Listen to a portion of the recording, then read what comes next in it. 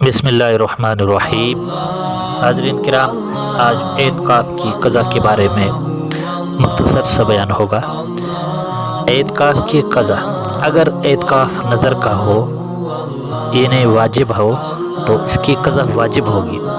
مثلا اگر 3 روز اعتکاف کی منت مانی تھی اور دوسرے دن کا اعتکاف فاسد ہو گیا تو پھر سے 3 روز کا اعتکاف کرنا پڑے گا۔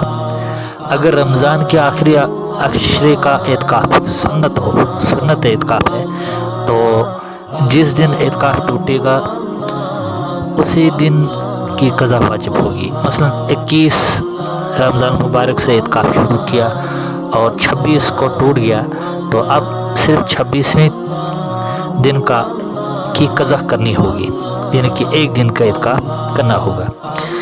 نفل اعتکاف کی کوئی قضا نہیں ہوتی، اس لیے نفل اعتکاف ٹوٹتا نہیں ہے بلکہ پورا ہو جاتا ہے۔